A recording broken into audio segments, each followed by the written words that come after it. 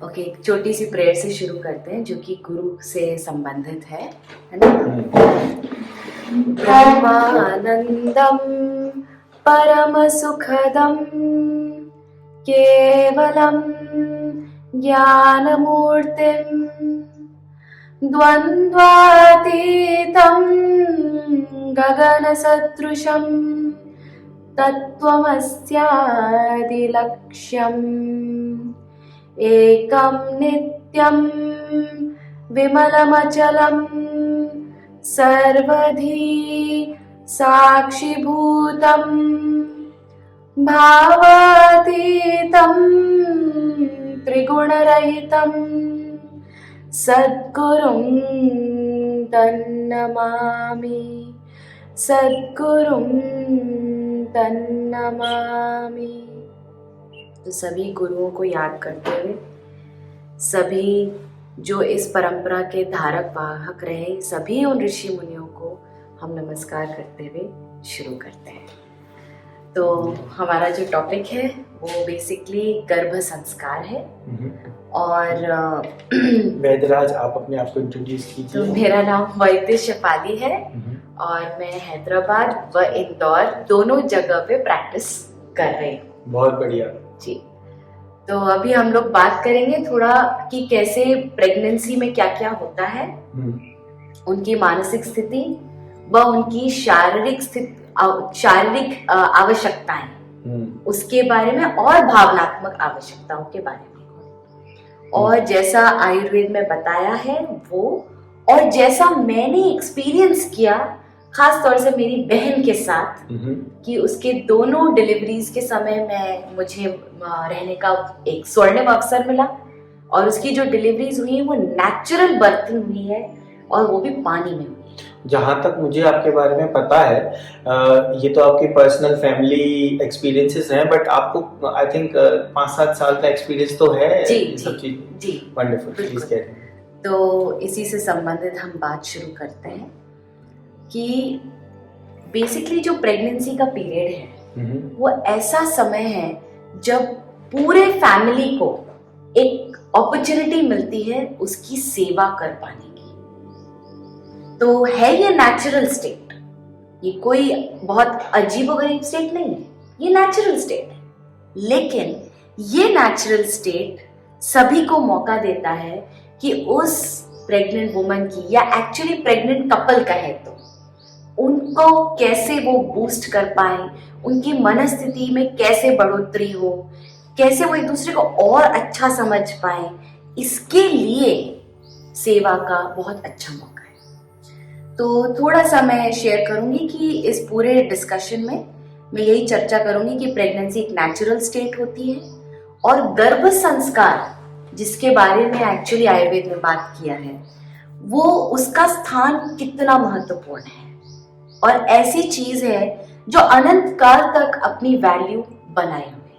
ऐसा नहीं है कि अभी रहेंगी फिर खत्म हो जाएंगी, नहीं, क्योंकि प्रेगनेंसी है और ये एक बहुत ही नॉर्मल सी बात है, तो उसमें गर्भ संस्कार एक इम्पोर्टेंट संस्कार है। फिर हम बात करेंगे थोड़ा आहार के बारे में, और आहार में भी आयुर्वेद में बहुत सारा डिटेल बताया है कि कैसे हर महीने हमको अलग अलग चीजें प्रोवाइड करनी होती है जिससे कि मदर का शरीर व बेबी का शरीर दोनों पुष्ट हो।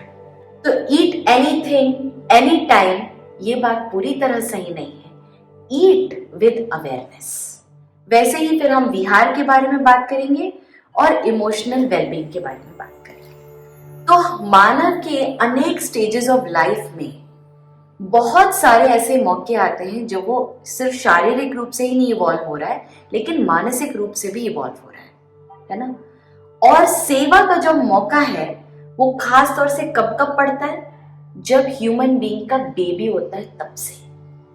वो बेबी को अगर सेवा ना मिले तो वो आगे बढ़ ही नहीं सकता है, और यही खास डिफरेंस है between human race and the animal kingdom. तो जब तक वो बेबी बड़ा ना हो जाए, अपने आप को संभाल ना सके, तो समझिए लगभग 12 साल की आयु तक तो आपको उसे नर्चर ही करना है अलग अलग तरीके से, जिससे कि वो अपने आप को संभाल सके। और एक बार अडोलेसेंट हो गया तो उसके बाद तो अपना इमोशनल और हार्मोन बैलेंस को कैसे वो बना के रखे, इस पे उसका फिर ध्यान करना पड़ता है। तो in overall the point be कि चाहे कोई एक्सीडेंट का केस हो, डिजीज की अवस्था हो, चाहे बुढ़ापा हो, और चाहे प्रेगनेंसी हो, चाहे वो बर्थिंग का प्रोसेस हो, और चाहे डिलीवरी के बाद का हो, हर समय ह्यूमन बीइंग को लगातार सेवा चाहिए, लेकिन हर बार डिफरेंट टाइप की चाहिए। ठीक है, ऐसा नहीं कि हर बार अरे बच्चा खाना खा रहे हो क्या, वो खाना 12 साल क्या 18 साल का भी हो गया तो भी माँ वैसे ही पीछे दौड़ रही, ये जरूरत नहीं। तो इसी सेंस में आज के तारीख में ये सेवा का महत्व इसीलिए जरूरी है क्योंकि हम लोग आजकल पैनिक करने लग गए हैं। जब भी कुछ अलग होता है पता नहीं क्या हो रहा है, समझ ही नहीं आ रहा है, काम भी संभालो, सेवा भी करो, खाना भी पकाओ, घर भी साफ रखो, सब कुछ पैनिक की स्थिति में होने लगे। तो somehow we feel कि अगर ये कोई और ही सेवा कर दे तो बहुत ही बढ़िया बात है, लेकिन ऐसा हो नहीं पाता है क्योंकि सेवा हम जब भी आउटसोर्स करेंगे तब हमारे अंदर जो ग्रोथ होनी है, हमारे अंदर जो एवोल्यूशन का प्रोसेस होना है in terms of our values, वो घटित नहीं हो पाता। तो ये मैं नहीं इंसिस्ट कर रही हूँ कि घर वाले ही करें, लेकिन यस इट इज डिजायरेबल कि घर वाले करें। अगर घर वाले नहीं तो फैमिली फ्रेंड्स करें। कुल मिला के ये समझने की बात है कि ह्यूमन बीइंग रिक्वायर्स सेवा and that happens through relationships. तो इसी सेंस में अब हम चलते हैं प्रेगनेंसी के मोड़ पे। तो प्रेगनेंसी के मोड़ पे हम जैसे चल रहे हैं तो एक बहुत ही सुंदर बात किसी ने कही है कि जिस दिन ये नेचर एक वुमन को प्रेग्नेंट बनाता है उसी दिन से उसको अनेक शक्ति के साथ प्रदान करता है, अनंत शक्ति के साथ। और इसका कहने का मतलब ही यही है कि जब भी कोई ह्यूमन बीइंग कैरी करेगा, प्रोक्रिएट करेगा और नेक्स्ट जनरेशन को जन्म देना है, so that is something that is extremely valuable. तो अब प्रेगनेंसी के बारे में थोड़ा समझते हैं कि जब भी प्रोक्रिएशन होगा, कंसेप्शन होगा, तो उसके उस सेंसिटिव पीरियड के लिए कि एक नया शरीर तैयार हो रहा है, उसके साथ साथ नेचर उस लेडी को और बहुत स्ट्रेंथ देती है so that she can survive. और ये बहुत ही खूबसूरत बात है कि सर्वाइवल क्यों करना है, क्योंकि नेक्स्ट जनरेशन को प्रदान करना है and this is part of the natural cycle. तो क्योंकि नेक्स्ट जनरेशन को लाना है उसके लिए nature is saying alright you are ready, you are launched. Okay, तो उस लॉन्चिंग में भले वो डेलिकेट लेकिन वो शक्तिशाली। और ये जो सेकंड पार्ट है कि वो शक्तिशाली है, ये अधिकांश लोग मिस कर जाते हैं। और मैं ये नहीं कह रही कि वो डेलिकेट है, yes she is delicate but she has lot of power. ये पावर उसको फील करानी है, yes your power. Why? Because you create, you are supporting the creation. ये जो पावर है जो एक वुमन को मिलती है, पहला नंबर 1 है for proper survival, proper nourishment, कि वो बेबी ग्रो हो पूरे 9 months एंड उसके बाद जो वो बाहर निकले it is ready, the baby is ready. आपने जो पावर की बात की, इसमें मैं एक छोटा सा वैल्यू एडिशन करूंगा, आई एग्री टू दैट। वो ये है कि ये जो पावर होती है ना, उसे फील नहीं करानी होती, उसे बताना होता है कि वो पावर है। This is not psychological thing that we are putting from outside to make you balance. That power is there in you. Absolutely.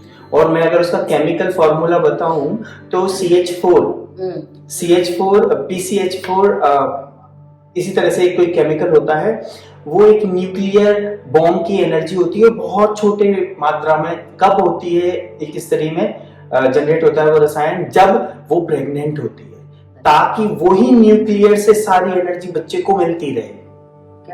तो जिसे हम सबसे बड़ी एनर्जी अभी मानते हैं, नोन न्यूक्लियर एनर्जी, वो सिर्फ माता में उत्पन्न होती है ताकि वो नेसेसरी सप्लाई जारी रहे। Exactly. तो आज के कॉन्टेक्स्ट में क्या सर्वाइवल इश्यू है क्या? नहीं, उस तरीके से तो नहीं है। ना कोई बाघ आ रहा है, ना पानी की किल्लत है उस प्रकार से, ना ऐसा है कि खाना नहीं मिल रहा है, खाना नहीं उग रहा है, ये सब भी फिलहाल नहीं है। तो अब ये शक्ति का क्या पर्पस फिर?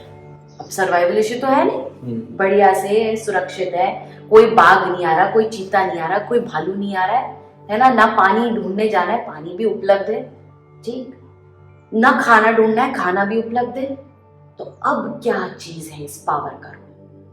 अब जो बड़ी चीज है जिसको आजकल नाम देते हैं कॉन्शियस बर्थिंग, कि वो वुमन अपने आप में कितना सिक्योर फील करती है, कितना कॉन्फिडेंट फील करती है, और उसका कॉन्फिडेंस, उसकी सेंस ऑफ सिक्योरिटी डिसाइड्स कि हमारी नेक्स्ट जनरेशन कितनी कॉन्फिडेंट है।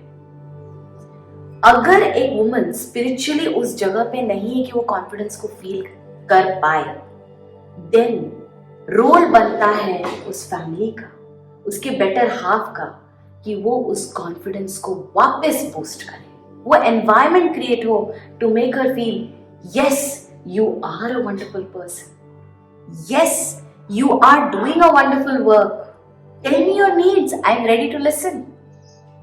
ठीक, तो it is a delicate time, but इसमें बाकी लोग को भी उतना ही अवेयर होना होता है, so that they can support this process। ठीक है, तो एक प्रकार से for human race now in today's context pregnancy can be a process of spiritual growth. Absolutely agree with this, because pregnancy, जैसे गर्भ संस्कार में मैं बोलूंगा, उससे पहले मैं बताता हूँ कि जब हम गर्भ धारण करने जा रहे हैं उसके पहले हमें से मतलब है पति और पत्नी, उन दोनों को प्रिपेयर होना पड़ेगा। बहुत ही बढ़िया, बिल्कुल, जिसे हम गर्भ धारण संस्कार बोलते हैं, पुंसवन संस्कार बोलते हैं, वो मैं आगे बताऊंगा। तो जब वो दोनों प्राणी पूरी तरह से तैयार हो जाते हैं, तब अगर कोई आत्मा आए तो वो बहुत अच्छा। तो spiritual, absolute, it is spiritual connection here. बिल्कुल, तो इसीलिए अब हम आते हैं कि इसीलिए प्रेगनेंसी सक्सेसफुल हो, इसके लिए 2-3 चीजें जो बहुत इंपॉर्टेंट है कि हम प्लान करें। yes. दोनों एक दूसरे की तैयारी करें कि जो गर्भ संस्कार है, it is an act of responsibility, it is an act by which you are conscious, you are aware कि yes, I am bringing a new soul into this world and therefore I have an active role to play। ठीक है, तो इसी गर्भ संस्कार को मैं sum up करती हूँ कि it is nothing but a process by which you are allowing conscious birthing। okay. और सिर्फ ऐसा नहीं है कि बच्चा पैदा कर दिया और सब हो गया, नहीं नहीं, अब तो अगला स्टेप शुरू है फिर वहां से। तो it is not like a drama, it is actually a 1 step. भले हम ड्रामा से शुरू करें, लेकिन उस ड्रामा को थोड़ा और एसेंस के साथ भर दें, जिससे कि once the garbh sanskar is complete by 9 months, the baby is out, उसके बाद then the next level journey starts कि हम उस बेबी का केयर कर पाए एज अ सोल। जिसे आप सेवा जीवन है, एग्जैक्टली, वो जीवन है, उसका सिर्फ शरीर छोटा है, सम्मान और विश्वास तो उसकी भी नीड है। yes. तो यहाँ से फिर हम और नेचुरल हो पाते हैं। okay. तो इसी जगह पे मैं आपके साथ 2 एग्जाम्पल शेयर करना चाहूंगी। 2 कपल्स आए थे ऐसे जो मेरे पास ये पूरा 9 months का प्रोसेस किए।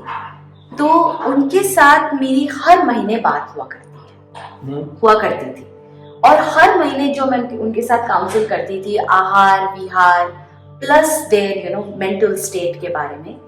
सो दे फाउंड कि एक पॉइंट पे दोनों हस्बैंड वाइफ में थोड़ी सी ट्यूनिंग घटने सी लग गई। वो बोलती थी तुम फोन पे जोर से क्यों बात करते हो, चले जाओ यहाँ से। और हस्बैंड शॉक्ड, चले जाओ यहाँ से, मैंने क्या कर दिया?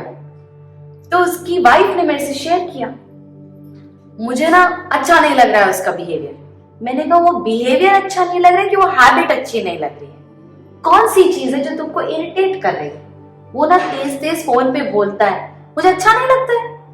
मैंने कहा okay, you don't like his habit, ऐसा तो नहीं है ना कि तुम्हें तुम्हारा हस्बैंड नहीं चाहिए? हाँ यू आर राइट, मतलब हैबिट से प्रॉब्लम है मुझे। तो मैंने कहा कन्वे करो उसको कि मुझे आपकी ये हैबिट नहीं जम रही है अभी, थोड़ी शांति से बात करो, या मैं जाऊं दूर जाके बात करो। हाँ, share that I am not okay with this habit right now. Okay. और उसके हस्बैंड से मैंने उसको बार बार उसको प्रिपेयर किया कि देखो ये अभी वो जिस दौर से गुजर रही है, she is extra sensitive and this extra sensitivity is why because she has to give birth. और ऑडियंस को मैं बता दूं, हाँ। ये एक जनरल फिनोमिना है। मेंस्ट्रुएशन के दौरान भी उस समय इतने हार्मोनल चीजें नहीं होती जितनी इस समय होती है, क्योंकि एक लाइफ क्रिएट की जा रही है। तो जब हार्मोन्स की स्पीड, उनका प्रोपोर्शन बहुत ज्यादा अप डाउन होता है तो इरिटेशन भी होता है। हमें छोटी छोटी चीज, बहुत छोटी सी चीज से हम बहुत खुश हो जाते हैं और छोटी छोटी चीज से बहुत गुस्सा हो जाती है लेडीज। तो दिस इज एब्सोल्युटली नॉर्मल, आप में कोई प्रॉब्लम नहीं हुई है, तो प्लीज डोंट टेक इट ये कोई बीमारी है। बस जब आप इस स्टेट में होते हैं तो परिवार की और बेटर हाफ की सिचुएशन, अपने हस्बैंड की ये सिचुएशन होती है कि वो आपको समझे, रिस्पॉन्स तुरंत ना दे, इम्पल्सिव ना हो, इसके बजाय आपको समझे, क्योंकि ये आप not out of your habit you are doing it. इस समय जो हो रहा है वो हार्मोनल, जो प्रकृति ने जो क्रिएशन कर रही है, कुछ डेवलप कर रही है नई ऊर्जा को, इसलिए हो रहा है। हाँ, तो अब एक्चुअली तुम देखो, मैं इस बात को पूरी तरह तो नहीं मानती हूँ कि ये हार्मोनल फ्लक्चुएशन है। मैं इसको ऐसे देखती हूँ कि the body is very very aware. Why? Danger आने से पहले सेंस होना चाहिए उसको, इसलिए। ठीक है, तो ह्यूमन बीइंग की जो बॉडी का डिजाइन है, and eight the time of pregnancy period, actually not just for human being, for all species, when they are in pregnancy state they are extra aware। ठीक है, क्यों? because they have to take care before danger comes। तो similarly human beings में भी that woman will be extra sensitive। it's not because of hormones, no, it's because she has to take care, 9 months to go। okay, तो वो extra sensitivity nature देती है so that she can protect। okay, तो इसलिए ये समय है कि जो हस्बैंड है वो थोड़ा और अवेयर हो जाए। Okay, she is saying something, I need to listen. मैं उसको सिर्फ करेक्ट कर रहा हूँ ताकि हाँ। उनको समझ में आए कि ये जो अवेयरनेस, एक्स्ट्रा अवेयरनेस है, तो नेचर हमारी जो 11 डक्टलेस ग्लैंड्स होती हैं उनके थ्रू ही हमारे सारी चीजों को ट्रिगर करती है। तो अवेयरनेस अगर वो बढ़ानी है तो there is a hormone that prepare you to be more aware because it is needed। तो everything is very right, absolutely, yeah। बिल्कुल।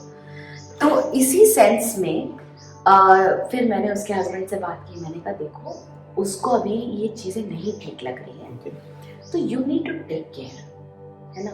बोले क्या बात करूं, तो समझती नहीं है। मैंने कहा वो नहीं समझेगी, समझना तुम्हें ही है अभी। हाँ, वो क्या समझे, वो कैरी कर रही है। ठीक, तो उसने कहा अच्छा ठीक है। फिर मेरी 15 दिन बाद फिर से बात की, कैसा चल रहा है तुम्हारा? हाँ, पहले से बेटर है। अब वो फोन पे जोर जोर से नहीं बात कर रहा है, कम कर दिया उसने।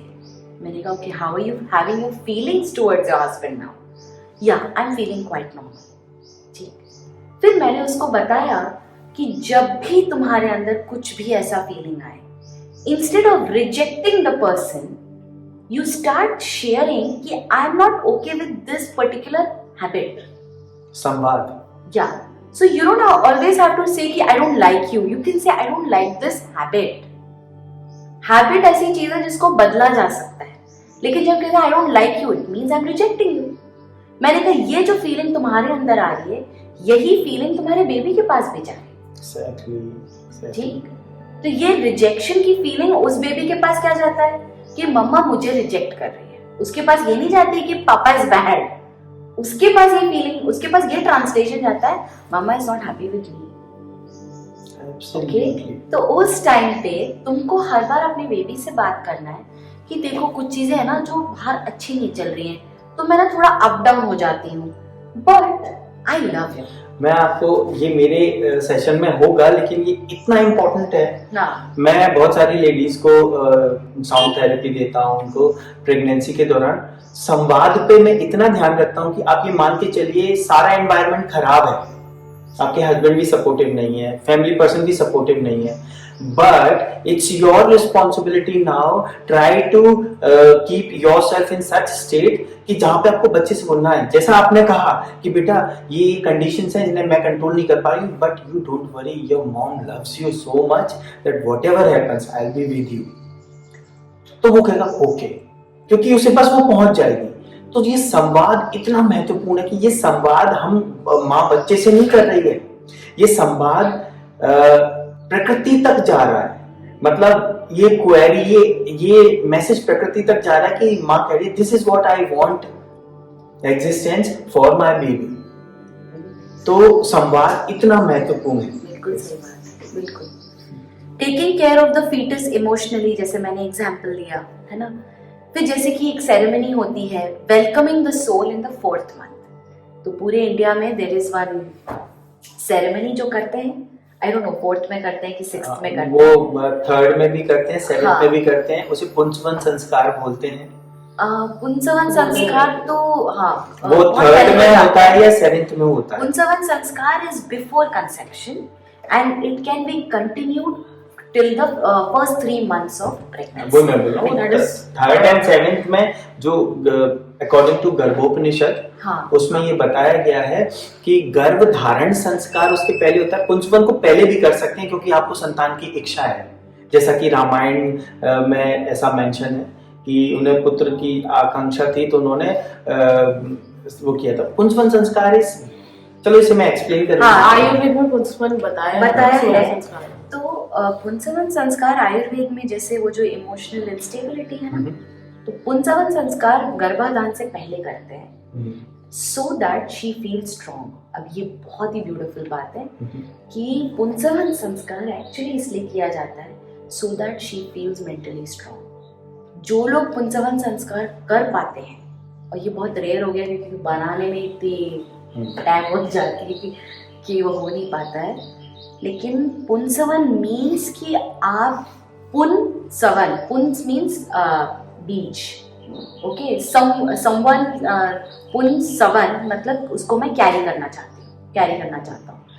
तो इस संस्कार को करने के लिए बेसिकली आयुर्वेद में बताया कि you do nasya, very special nasya, and then homa वगैरह करो, husband wife do the homa together, and वो जो ड्रॉप्स है वो कंटिन्यूसली दिए जाते हैं, continuously till they conceive and after conception also। मैं बताऊं ऑडियंस को, इस बात को ध्यान से सुने क्योंकि इसी को मैं भी आगे बताने वाला हूँ इसी तरह डिफरेंट वे में। तो ये बड़ी स्पेशल हर्ब से बनाया जाता है और इसको हर दिन जब भी आपको डालना है, फ्रेश बनाना है, फ्रेश डालना होता है, okay, and it can be done continuously for 21 days, 30 days, 40 days, 60 days।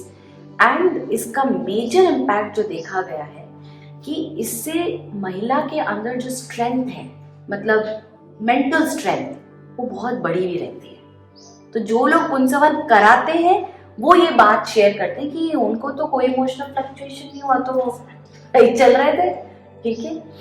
और ऑफ कोर्स जो उसका दूसरा बहुत बड़ा रोल है पुंसवन का, कि वो नस्य करने से जो गर्भ की पकड़ होती है इन द यूट्रस, वो बहुत स्ट्रॉन्ग होती है।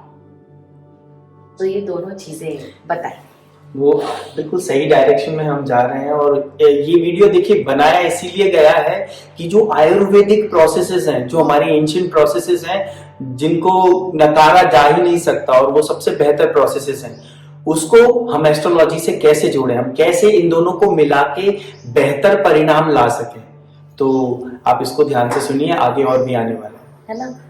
तो इस प्रकार से पुंसवन संस्कार जो है ऑलमोस्ट वो 3 months होता है, और उसके बाद जो है जो गोद भराई जिसको कहते हैं, तो कुछ लोग 6th month में करते हैं। और देखिए जो सोल है वो तो at the time of conception ही चयन कर लेती है ना, लेकिन जिसको बोलते हैं उसका होल्ड कब आता है, तो होल्ड आता है आफ्टर 3 months कंप्लीशन।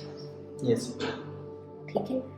तो इस प्रकार से ये एक रिस्पॉन्सिबिलिटी हस्बैंड वाइफ की है ही, इसीलिए I use the word the couple is pregnant. मैंने अब ये वर्ड ही ड्रॉप कर दिया था, the woman is pregnant, I say the couple is pregnant, absolutely, it's a shared responsibility. ठीक है, तो ये एक बात हो गई। तो अभी इस प्रकार से कैसे एक महिला अपने रूटीन में फ्लो कर सके, है ना, ये सबसे ब्यूटीफुल चीज है इस पूरे प्रेगनेंसी पीरियड का। और वही इस रूटीन में क्या क्या इंक्लूड करना है बिल्कुल। एज एस्ट्रोलॉजिकल सॉल्यूशंस, वही मेरा मेन ऑब्जेक्ट होगा। वाह, बताइए। वंडरफुल। तो मैं बस अब थोड़ा सा फिजिकल नीड्स पे बात कर लेते हैं।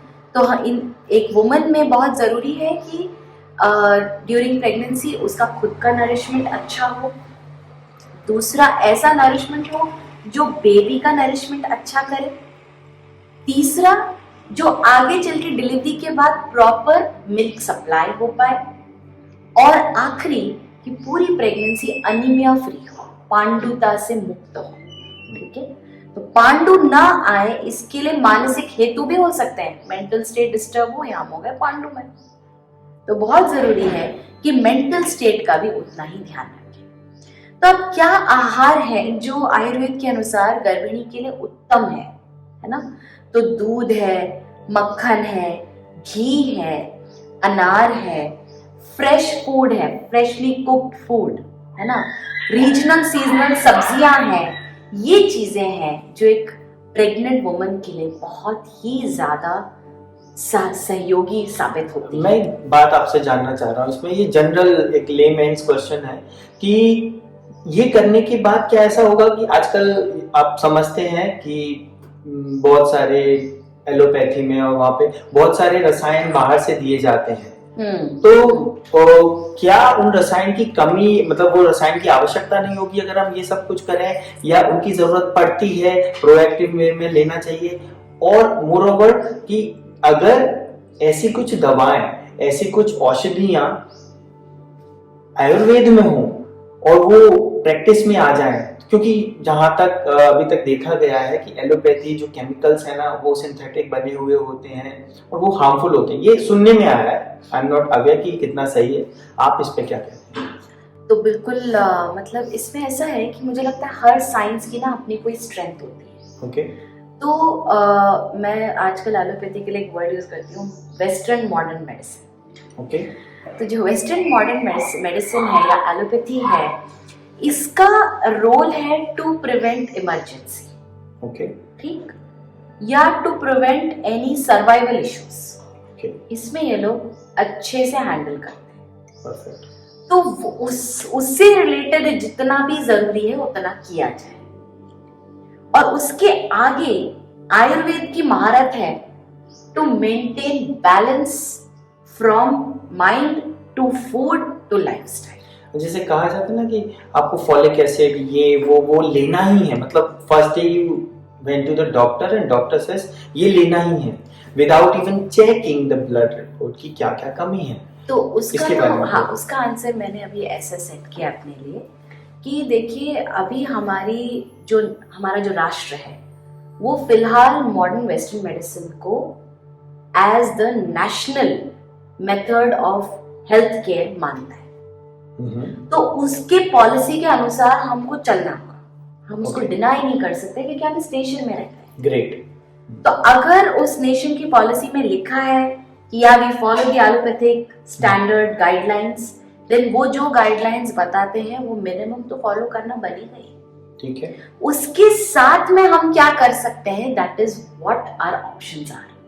तो फ्रैंकली स्पीकिंग उनकी गाइडलाइंस काफी ठीक है, I have gone through them क्योंकि मुझे मौका मिला, मैंने भी रूरल एरिया में काम किया है और एक बहुत ही प्रेस्टिजियस जगह से काम किया है। तो वहां पे जब मैंने काम किया तो आई सॉ कि they are not overdosing the patient with too many medicines during their pregnancy. Okay, basic folic acid देते थे, ठीक है, और iron they used to start after the 4th month, ठीक है, एंड दैट्स अबाउट इट। बीच में वो टीटी का इंजेक्शन लगता है वो लगाते हैं, बहुत बेसिक। तो वो जो बेसिक नेसेसिटी है दैट्स गुड। अगर हम किसी प्राइवेट हॉस्पिटल में जाते हैं तो वहां पे there is an overdose of many things which are not mentioned in the guidelines, ठीक है। फॉर एग्जांपल प्रोटीन शेक पिलाना, मंथली आजकल इंजेक्शन दिया जा रहा है सो दैट उनकी प्रेगनेंसी बनी रहे। Now, why would you want to inject every month hormones to prevent miscarriage. जबकि it is not mentioned in the policies, not mentioned in the guidelines. That's very important. ठीक है, तो I am just saying कि जो हमारे national guidelines में है उसको हमें करना चाहिए, जो नहीं है वो हमको अवॉइड करना चाहिए, ठीक है. So that is my take. तो अब हम आते हैं थोड़ा आहार के बारे में और डिटेल में. तो हम बात कर ही चुके हैं कि क्या आहारीय द्रव्य हैं जो शरीर के लिए अच्छे हैं. तो भैया दूध बहुत अच्छा, वो भी कौन सा, देसी गाय का दूध, जिसे ये A2 बोलते हैं, जिसको आजकल A2 मिल्क बोलते हैं. Basically all Indian breeds are A2 milk. ठीक, जर्सी गाय उसमें मैं बहुत जल्दी आप लोगों को बता दूं, A2 पे एक वीडियो बनाने वाला हूं. मैंने बहुत सारी रिसर्च कर ली है, why it is called A2, why it is considered not A1. ठीक है, वो आगे की वीडियो में आप देखिएगा. ठीक है, इसीलिए गाय का ही दूध, गाय का ही मक्खन और वही देसी गाय का घी. ठीक है, इंडियन ब्रीड्स. हाँ, Indian breeds. Freshly prepared food, anar, fresh local seasonal vegetables and fruits. तो ऑब्वियसली मैं कीवी की बात नहीं कर रही हूँ, मैं रोजमर्रा में पाइनएप्पल खाने के लिए नहीं कह रही हूँ, है ना. ये सीजनल रीजनल होते भी नहीं है. ठीक है, तो ये जितने भी फल हमारे देश में नहीं है वो हमने नहीं खाने हैं. वो जिस देश के हैं वो भैया वो डिसाइड करें कि वो प्रेगनेंसी के टाइम पे खाने कि नहीं खाने. ठीक है, तो सब्सटेंसेस जो नेचुरली स्वीट टेस्टिंग है, जो नेचुरली कूलेंट है और जो थोड़े से लिक्विड इन कंसिस्टेंसी है, ऐसा खाना खाने से बहुत सुंदर तरीके से उसकी बॉडी में सब असिमिलेट होता है. अब क्या चीज है जो हमने अवॉइड करनी है? नंबर 1 इज दही. चाहे वो देसी गाय का दही हो, चाहे वो भैंस का दही हो, दही अवॉइड करना है जितना हो सकता है. वैसे ही खट्टे चीजों का ज्यादा सेवन करना, कि हर रोज जो है बेमौसम में भी हम खट्टी चीजें खाए चले जा रहे हैं, है ना. अलग से टमाटर भी खा रहे हैं, अलग से मौसम्बी भी खा रहे हैं, अलग से नींबू पानी भी पी रहे हैं. ये ओवरडोज हो गया. तो विटामिन सी की जरूरत तो होती होगी, लेकिन क्या खाना है? Actually the best part is कि जो इंडियन क्यूजीन है उसमें खट्टे का पहले से ही ध्यान रखा गया है. Okay. तो हमारी जो सब्जियां हैं वो जिस तरीके से कुक होती हैं, उन सब चीजों में already there is vitamin C present. Okay. ये सारे जो नियम है कि विटामिन सी खाओ, that is very important for cold countries. ठीक है, वो उनको डिसाइड करना है कि भैया वो अपना कहाँ से करें. लेकिन भारत में क्योंकि ये ट्रॉपिकल जगह है और यहाँ पे राउंड द ईयर सब्जियां फ्रेश उगती हैं, यहाँ दालें खुद ब खुद उगती हैं.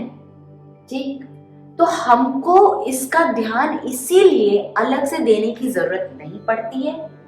नंबर 2, क्योंकि इंडियन फूड आयुर्वेद के बेस पे डिजाइन किया गया था, हालांकि अब वो वैसा बचा नहीं है, इसलिए हर सीजन में कोई ना कोई नेचुरल खट्टी चीज हमारी क्यूजीन में रही है. चाहे वो गोंगूरा के पत्ते हो, चाहे वो अमचूर हो, चाहे वो कोकम हो, चाहे वो नींबू, चाहे वो सिट्रिक फ्रूट्स, हाँ, चाहे वो मौसम्बी हो. ठीक है, तो इन आवर डाइट खट्टी चीज का पहले से ही ध्यान रखा गया है और उसकी मात्रा वेल डिफाइंड है. तो ओवरडोजिंग विद खट्टा कि भैया रोज मौसम्बी का जूस पी रहे हैं ग्लास भर भर के, उससे तो आगे एसिडिटी तो होनी है. दूसरा, जो बेबी जो बॉर्न होता है उसको lots of issues can come, especially pitta related problems. Mixing fruits with curd, mixing fruits with milk, maida खाना, रिफाइंड ऑयल्स लेना, या फिर बहुत ही बम्पी राइड्स करना. ठीक है, बम्पी राइड्स को अवॉइड करना है. वेजिटेबल्स खाना है लेकिन केवल सब्जियां नहीं खानी है. दिन भर सब्जियां भी खाएं, दाल प्रतिदिन रोज खाएं, 2 कटोरी अंदर, 2 गिलास दूध अंदर. ठीक, और ध्यान रखें कहीं भी आयुर्वेद ने नहीं कहा है कि पनीर खाना है रोज. नहीं, पनीर एक डेलिकेसी है. once in 15 days, all right, no problem. रोज रोज खाएंगे दिक्कत में आएंगे. ठीक, तो ऐसे जो है एक जनरल आयुर्वेद ने बताया है, और ये जनरल के साथ फिर हर महीने का कुछ स्पेसिफिक बताया. ठीक है।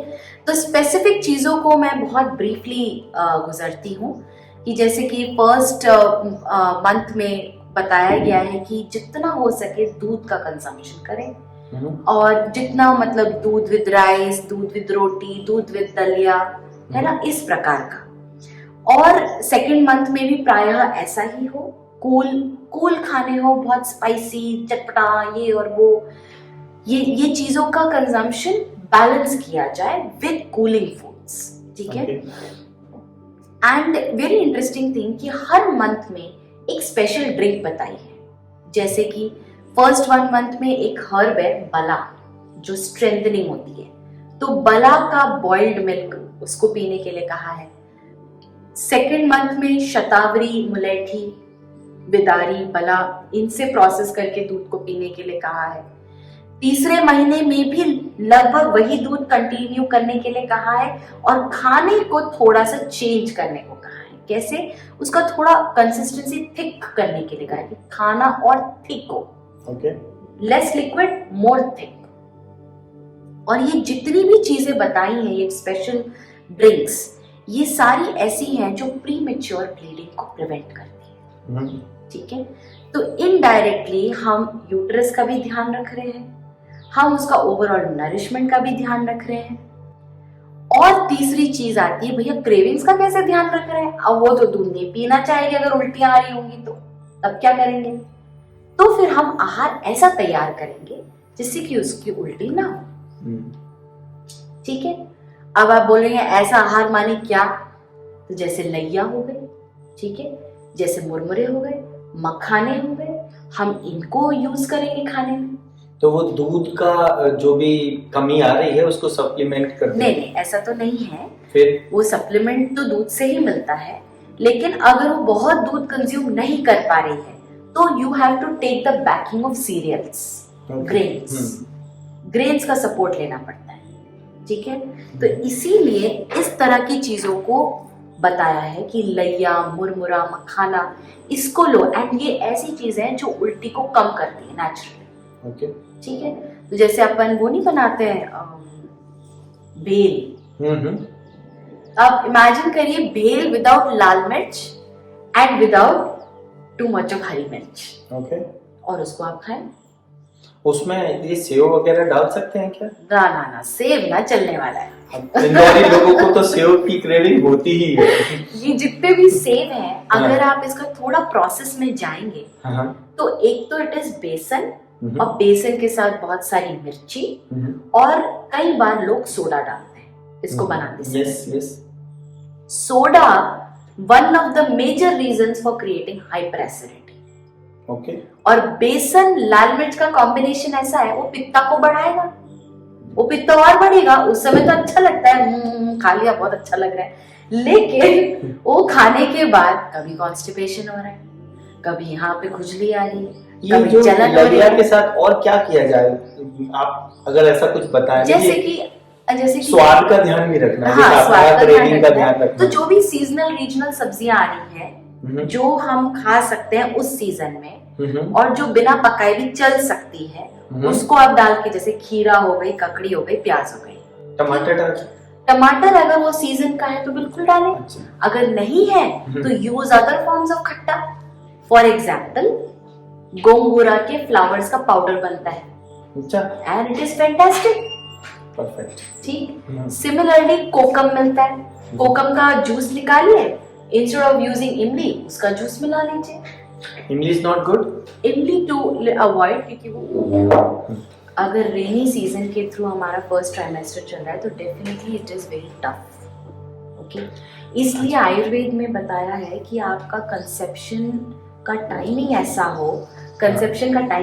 हो कि जो आपका फर्स्ट 3 मंथ्स हैं वो आपका अक्टूबर, नवंबर, दिसंबर, या नवंबर, दिसंबर, जनवरी, इस समय से गुजरे। तो उस समय क्या होता है, you have everything, all kinds of vegetables available, all kinds of possibilities to cook and eat, है ना।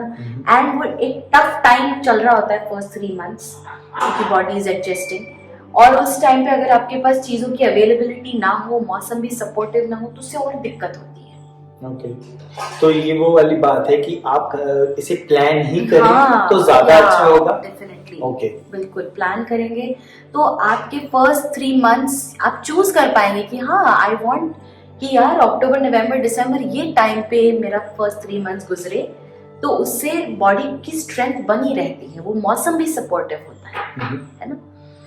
तो ये कुछ चीजें हो गई, ठीक है। फिर वैसे ही मक्खन का प्रयोग बताया है फ्रॉम 4th मंथ ऑनवर्ड कि हर दिन जो है लगभग 12 ग्राम मक्खन इन डिवाइडेड डोज, उसको थोड़ा मिश्री के साथ लेने के लिए बताया है।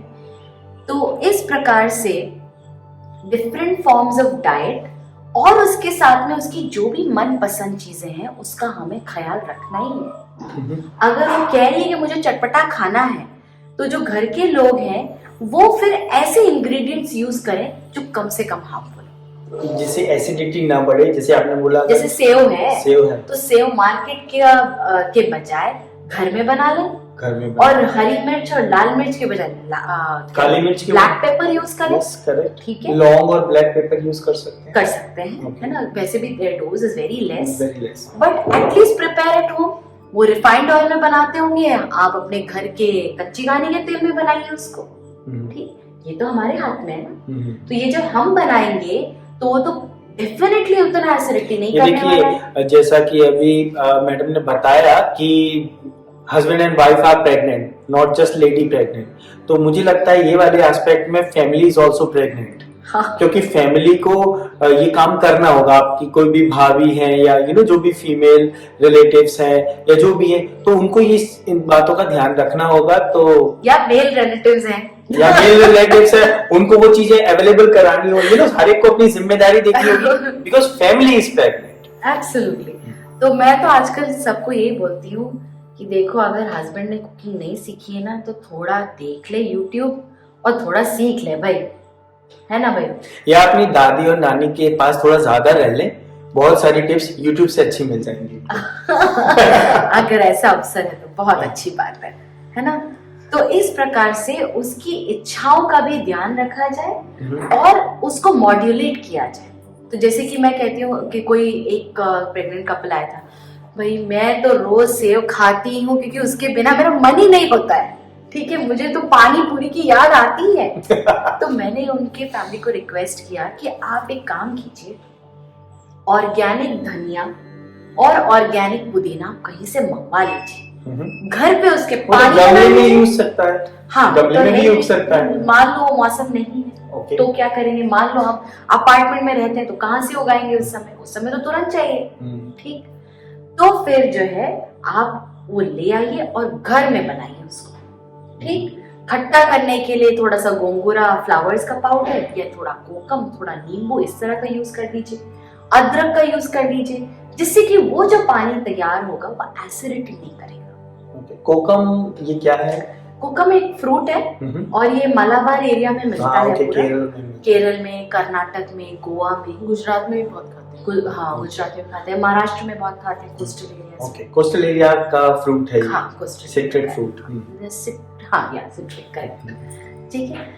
तो इस तरीके से हम अपने घर में उसको कैसे चेंज कर सकते हैं। अगर कोई ऐसी चीज है, जैसे कोई केक खाने का बहुत शौक हो रहा है, केक खाना है, क्या करें भाई, गेहूं का आटा लाओ, ठीक, बिना सोडा के उसको जो है अच्छे से चलाओ, है ना, और भाई दूध डालो उसमें, देसी घी डालो और उससे बना के फिर पका दो, ठीक है। Even that taste brilliant. थोड़ा सा दालचीनी का फ्लेवर जेस्ट डालो। मुझे लगता है इसके वीडियो के बाद ये सब बनाना पड़ेगा, क्योंकि मुंह में पानी आ रहा है सुन। सही बात है। तो इस प्रकार से हमको थोड़ा क्रिएटिव होना होता है, थोड़ा सा आउट ऑफ बॉक्स थिंकिंग करनी होती है, जो कि जनरली विमेन करती हैं घर पे, but because the couple is pregnant, husband needs to be creative and family is pregnant if husband is occupied already, helping the better half. yeah, that is fantastic. अगर वो हेल्प कर रहा है तो बहुत अच्छी बात है ना। तो इस प्रकार से आयुर्वेद में आहार के बारे में बताया है। औषधि के बारे में मैं 2-3 लाइन जरूर बताना चाहूंगी कि आयुर्वेद में जो हर्ब सप्लीमेंट्स हैं वो हर मंथ के हिसाब से या हर ट्राइमेस्टर के हिसाब से बताए गए हैं। तो मैं जब अपने जब मेरे पास कोई प्रेग्नेंट कपल आता है तो मैं उनको पहले ही क्लियर करती हूँ, देखो इन आयुर्वेद हम जब औषधि वर्ड यूज करते हैं ना, तो नॉट ऑलवेज मीन्स कि हम दवाई खा रहे हैं. It can mean some very nice herb supplement. ठीक, तो आपको आयुर्वेद को उस नजरिए से देखना है कि हाँ भाई हर महीने मैं कुछ दाढ़े मादी घृत खाने वाली हूँ, कुछ पाउडर्स रहेंगे वो खाने होंगे, कुछ दूध में मिला के पीना है. मक्खन भी एक तरीके का औषधि है. मक्खन के साथ तो कुछ बिल्कुल मक्खन खाना होगा. ठीक है, तो अगर हम उस प्रिपेयर्डनेस के साथ हैं कि या we are doing this because it's an important supplement, then we don't have that aversion towards it. ठीक है, तो ये एक मेंटल बिल्डिंग की बात है कि भाई आयुर्वेद औषधि बताई गई है ड्यूरिंग प्रेगनेंसी टाइम पीरियड, लेकिन ये जो औषधि है that is not for the state of disease, it is for wellbeing. Correct. मेरे पास एक पेशेंट थी अभी, वो प्रेग्नेंट है. उन्होंने मुझसे पूछा तो मैंने उन्हें मासानुमासिक मतलब एवरी मंथ की जो परिचर्या है वो बताई. आप प्लीज अपने आप को इंट्रोड्यूस करें. हाँ, मैं वैद्य सुरम्या हूँ. Okay. और मैं भी प्रैक्टिस कर रही हूँ 3-4 साल से. और मैं भी नाड़ी देख सकती हूँ, जैसे कि वैद्य शिफाली, शी इज अ नाड़ी वैद्य, आई कैन आल्सो सी. और मैं ज्यादातर टाइम मेरी मेंटर शिफाली दीदी के साथ ही रहती हूँ, काम करती हूँ. सो आई एम आल्सो वैद्य. तो मेरे पास जो पेशेंट आई तो मैंने उन्हें वो पूरा परिचर्या बताया, उनको बताया कि आपको महीने के हिसाब से ऐसा ये लेना है. तो वो डॉक्टर के पास गए. ऑफ कोर्स डॉक्टर ने तो बोल दिया कि नहीं ये सब कुछ नहीं लेना है.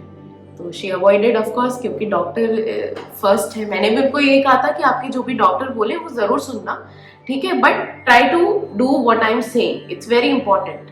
तो she could not do it, she could not. बल्कि उनकी सासू माँ ने भी बोला, मैंने भी बोला, her husband was also saying कि नहीं you should do it, but only the doctor said no, she could not do it. अभी वो 9th मंथ में she called me and she said कि यार मेरे को बहुत खुजली हो रही है पूरी बॉडी में, मुझे बहुत ड्राइनेस हो रही है, मेरे को पानी पीने से या कुछ भी करने से मुझे वो ठीक नहीं हो रहा है. फिर मैंने उनको एक चीज बताई कि आप ऐसा ये ऑयल लगाओ, उससे बहुत आराम मिलेगा. लेकिन if you would have done all this what I have told you, इसमें ऐसा कुछ भी नहीं था जो कुछ गड़बड़ कर सकता था. अगर वो आप करते तो ऐसा नहीं होता. जो स्ट्रेंथ आपको अभी फील नहीं हो रही है, क्योंकि उनका 9th मंथ में जो हीमोग्लोबिन है वो भी डिप जा रहा है, ठीक है, विच शुड नॉट हैपन. ठीक है, तो मैंने बोला अगर आप ये सब करते होते तो ये जो स्ट्रेंथ जो आपको नहीं फील हो रही ना बॉडी में, ये फील होती. क्योंकि घृत का काम होता है पूरे जो शरीर है उसकी जो हमारी जो लाइनिंग है, डाइजेस्टिव लाइनिंग है, प्लस जो जितने भी ऑर्गन्स है उनको कोमल बनाने का काम है ना, उनको मधुर बनाने का काम. तो जितना कोमल हमारा यूट्रस रहेगा उतना ज्यादा एक्सपैंड कर पाएगा, उतना ही कोमल हमारा शरीर रहेगा उतना एक्सपैंड करेगा, तो खुजली नहीं होगी, क्योंकि शरीर में मधुरता है. वो चीज मैंने जब उन्हें एक्सप्लेन की तो उन्हें समझ में आया कि हाँ मुझसे ये फॉल्ट हुई. बट मैंने उनको फिर भी ऑल्टरनेटिव बताया है कि अगर अभी तक नहीं कर पाए तो अब कर सकते हैं. टेक बस्ती, मैंने उन्हें बोला है बस्ती लीजिए, तो हम प्रिवेंट कर सकते हैं. तो आयुर्वेद सिर्फ चिकित्सा नहीं, स्वस्थ से स्वास्थ्य रक्षण पहला वो है लक्ष्य. वैद्य सुरम्या की बात को मैं असिस्ट करना चाहूंगा कि मैं बहुत सारी रिसर्च कर रहा हूं तो उसमें दिखता है कि अगर आप बिना एक दूसरे को कॉन्ट्रडिक्ट करे, अगर मल्टीपल थेरेपीज को या मल्टीपल उपचार की विधियों को साथ में लेके अगर कर सकें तो वो बहुत बेहतर रहेगा. क्योंकि बाकी के बारे में इतना मुझे जानकारी नहीं है, लेकिन आयुर्वेद के बारे में मुझे इतनी जानकारी अवश्य है कि रिएक्शंस नहीं होते हैं उससे. अगर आप किसी एक तरह की थेरेपी को ले रहे हैं उसके साथ में आयुर्वेदिक सपोर्ट लेते हैं तो वो कॉन्ट्रडिक्ट नहीं करती है ना, ज्यादातर केसेस में नहीं करती. और जब कोई ऑलरेडी एक्सपीरियंस डॉक्टर ऐसा बोल रहा है तो आपको उसको समझना अवश्य चाहिए. जैसे इन्होंने समझाया वैद्य सुरम्या ने कि देखिए ये ऐसे प्रोसेस होती है, तो उनको समझ में आएगा. जब समझ में आएगा तो मुझे लगता है कि उनको अप्लाई करने में और आसानी होगी. बहुत ही सही बात है, बहुत ही सही बात है. तो यही ब्यूटी है आयुर्वेद की. और मैं मेरी एक मेंटर है वैद्य गिरिजा, उन्होंने एक किताब लिखी है द बुक ऑफ वुमेन, है ना, ऐसा करके है. एंड उन्होंने अपने एक्सपीरियंसेस शेयर किए हैं बर्थिंग करने के. अरे वाह. हाँ, एंड उसमें उन्होंने ये शेयर किया है कि जितने प्रेग्नेंट वुमेन को उन्होंने बस्ती दिया, in the 7th month, in the 9th month, जो कि एक वैद्य ही देगा आपको, क्योंकि वो बहुत स्पेशल ऑयल का होता है। वो लेने से जो ब्रीच प्रेजेंटेशन था वो बेबी पलट गया, हेड डाउन हो गया, ठीक है, या इस तरह की जो थोड़ी सी कॉम्प्लिकेटेड सिचुएशंस हो सकती हैं वो काफी सारी टल जाती हैं just because you have done that work. अब हमको लगता है एनीमा बस्ती माने क्या पेट साफ करने की क्रिया? No, in Ayurveda basti has a huge role to play. It takes care of the uterus, it takes care of the intestines, it takes care of the heart. वैद्य शिफाली, मेरी आपसे एक रिक्वेस्ट है, आप बस्ती को लेके, आप दोनों वैद्य सुरम, आप दोनों मिलके बस्ती को लेके, जो कि इतनी इंपॉर्टेंट है, एक स्पेशल वीडियो बनाइए 10-15 मिनट्स का, सो दैट जो स्टूडेंट भी हैं आयुर्वेद के उनको भी समझ में आएगा और बहुत सारी प्रेग्नेंट वुमेन्स उसे देखेंगी तो वो कन्विंस होंगी उसके लिए। Yes, you were telling something. तो इस प्रकार से ये जो चीजें आयुर्वेद में बताई गई हैं, अब हाउएवर मॉडर्न साइंस भी उसी जगह पहुंच रहा है। दोनों साइंसेस का जो पॉइंट ऑफ मैरिज है वो धीरे धीरे घटित होने की ओर जा रहा है। बट द पॉइंट इज कि कैन वी जब कोई आयुर्वेदिक फिजिशियन कुछ कह रहा है, so can we have okay ये कुछ बात कह रहे हैं, लेट मी ट्राई। ठीक, तो नेचुरल, जहां तक एक जनरल इंसान लेमैन की दिमाग में ये रहता है कि आयुर्वेदिक है, नेचुरल है, इससे कोई रिएक्शन तो नहीं होगा, हाँ। इससे कोई अनवांटेड सिचुएशन तो क्रिएट नहीं होगी, एज लॉन्ग एज कब नहीं होगा। वैद्य सजेस्टेड, सो ऑब्वियसली वैद्य के गाइडेंस में आप रहेंगे और वो सजेस्ट कर रहे हैं, तो they have studied a lot and they have spent lot of time doing research and study, तो उन पे भी भरोसा कीजिए। एकदम बहुत सही। तो इसी बात से जो भी पर्पस है इस डाइट का वो यही है कि कैसे नॉजिया और कॉन्स्टिपेशन कम से कम हो, एसिडिटी कम से कम हो, जो कि होती है ड्यूरिंग प्रेगनेंसी, है ना। दूसरा, to ensure proper flow of vata, कि वाता बैलेंस रहे। वाता जितना बैलेंस रहेगा मेंटल स्टेट उतनी काम रहती है, बॉडी के फंक्शंस उतने नॉर्मल चलते हैं। फॉर एग्जाम्पल, जैसे फ्रीक्वेंट यूरिनेशन होता है after the 6th month onwards, तो just by taking care of all these things, वो frequent urination होते होते वापस नॉर्मल हो जाता है, क्योंकि we are using herbal, अपना आयुर्वेद की औषधि। ओके, तो इस प्रकार से हम एक बहुत ही हेल्दी बेबी को बर्थ कर सकते हैं और खुद की हेल्थ को भी अच्छा बना के रख सकते हैं। तो at the end of 9 months baby भी हेल्दी बाहर निकले और हम भी हेल्दी हो जाए, दोनों का जन्म सुरक्षित भी हो और अच्छा भी रहे। Absolutely. क्योंकि ये दोनों का ही जन्म होता है, जहाँ तक मैंने सुना है। सही बात है कि eight the time of berthing a mother is born. Yes, है ना। तो इस प्रकार से हमने बहुत सारा आहार के बारे में बात कर ली। ये भी बात हो गई कि कैसे औषधि का बहुत बड़ा रोल है, और आयुर्वेद में जो औषधियां बताई गई हैं that is not in terms of disease condition but in terms of well being, enhancing health, है ना।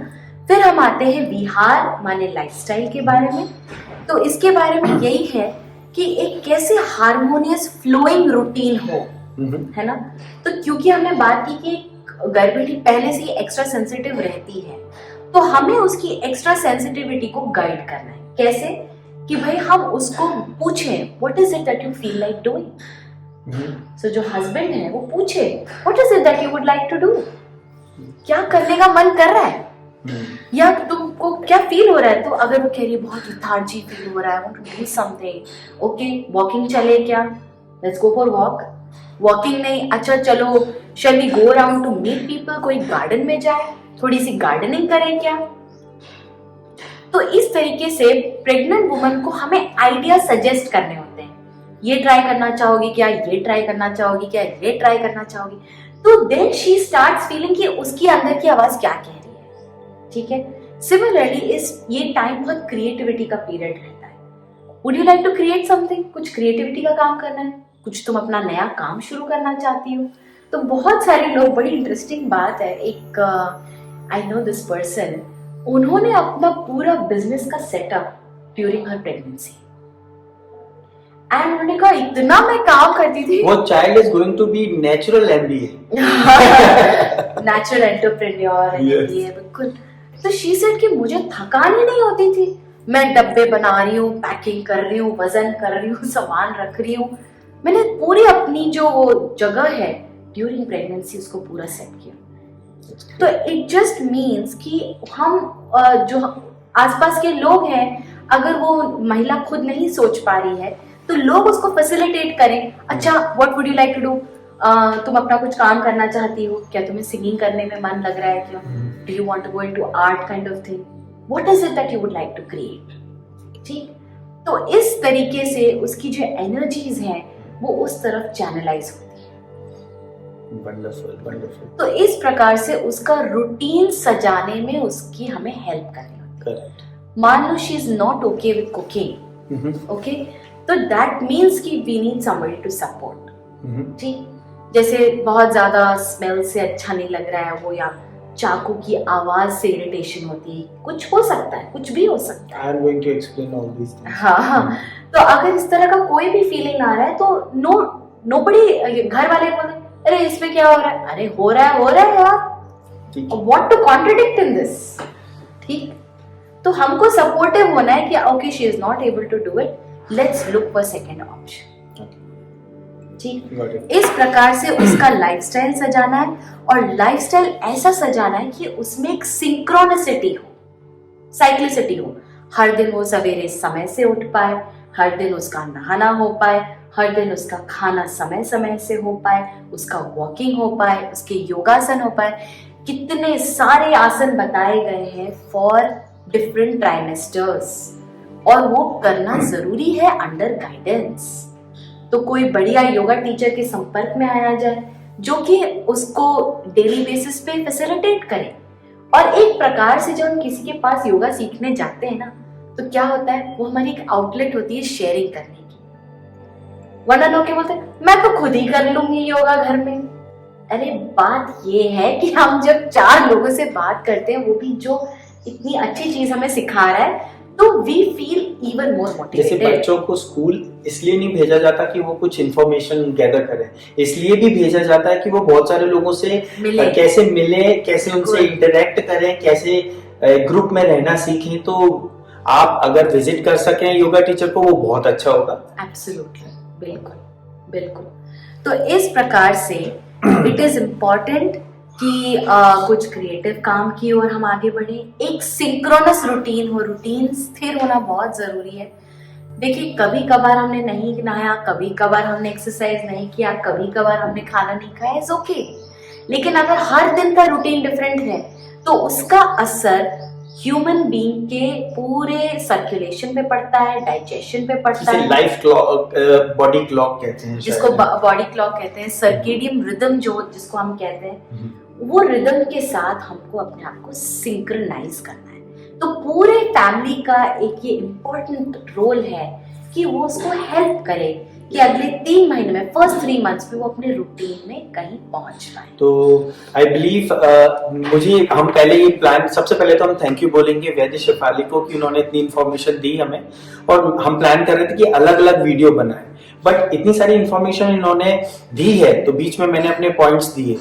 तो अगर आप कंफर्टेबल हैं तो जो मैं साउंड थेरेपी को गर्भ संस्कार के लिए मैं जो कर रहा हूँ उससे एसोसिएटेड कुछ इन्फॉर्मेशन अभी दे दूं, हाँ, तो वो कंप्लीट हो जाएगा। हाँ, इसमें बस मैं एक लाइन जोड़ देती हूँ, लाइफस्टाइल वाला। जैसे बहुत सारे लोग ये मानने लगते हैं कि हम प्रेग्नेंट हैं तो हमें चलना नहीं है, हमको एक्सरसाइज नहीं करना है, तो दिन में सोना है। ये एक मान्यता बन गई कि दिन में सोना है, जबकि आयुर्वेद के हिसाब से day sleeping is the number 1 cause for causing diseases like obesity, like diabetes, like acidity.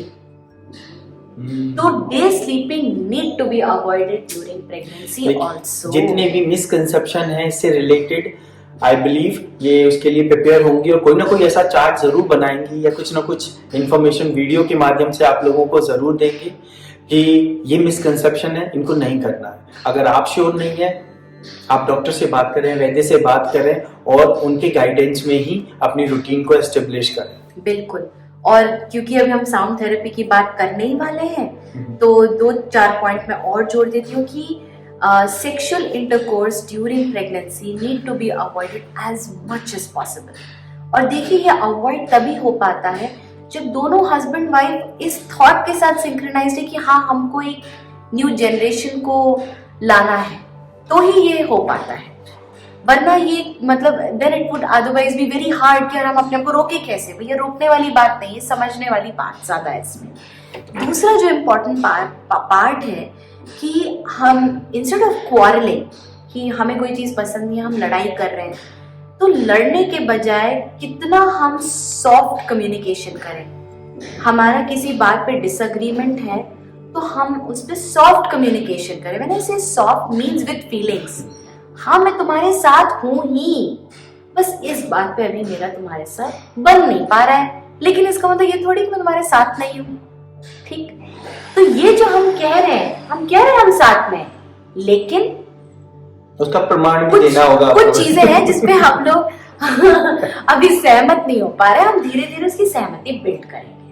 ठीक, मुझे लगता है ये समय ऐसा होता है जिस समय हम न केवल एक आने वाली संतान के बारे में सोच रहे हैं, मुझे लगता है आप अपने रिलेशनशिप को जो कि कई जगह से कई बार ब्रोकन हो सकता है, सर्किट में कहीं ना कहीं हियर एंड देयर हो सकते हैं फ्लक्चुएशन, उसे भी रीएस्टेब्लिश कर सकते हैं। तो दिस इज अनदर अपॉर्चुनिटी। बिल्कुल, और इसीलिए लिसनिंग टू इंस्ट्रूमेंटल म्यूजिक, क्योंकि हम साउंड थेरेपी की बात करने वाले हैं, listening to various kinds of mantras, बहुत लोगों ने इस पे बहुत अच्छा काम किया और अभी आप बताने वाले हैं उसके बारे में।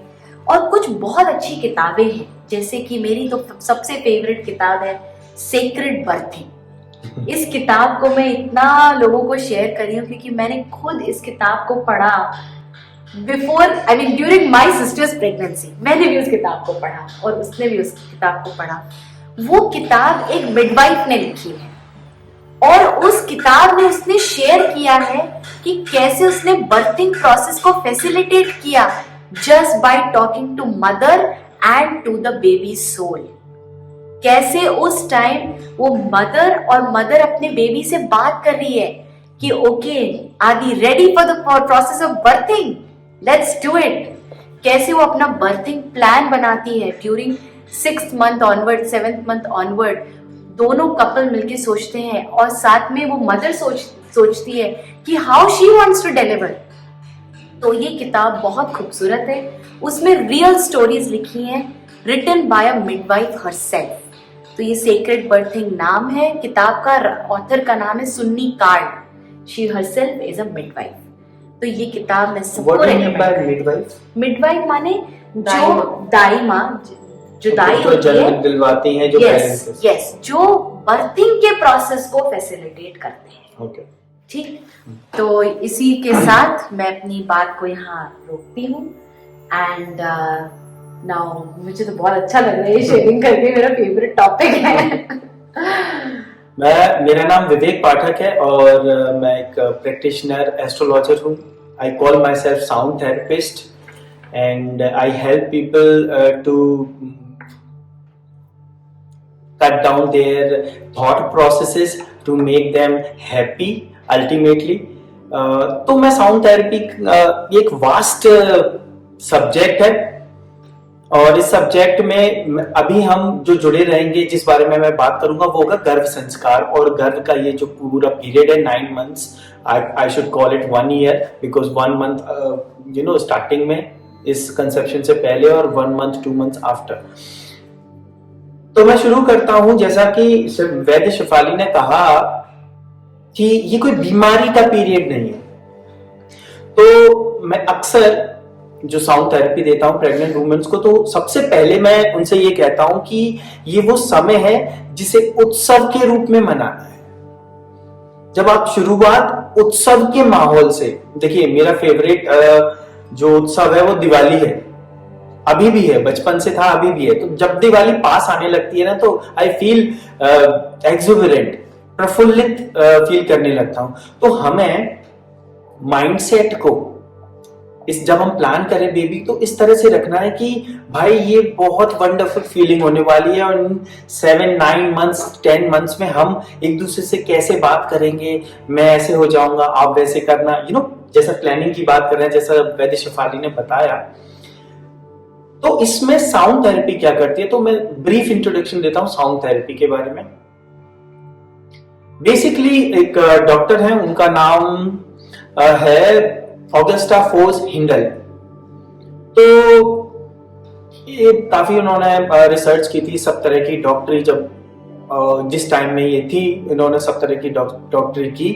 इंडिया आई, आयुर्वेद भी सीखा, लेकिन आयुर्वेद सीखने से पहले उन्हें बताया गया कि आपको एस्ट्रोलॉजी सीखनी पड़ेगी अगर आप आयुर्वेद को सीखना चाहते हैं तो। अगर आप सेंचुरी की बात है, अभी मैं भूल गया, आई हैव अ बुक, तो आप उसे देख सकते हैं।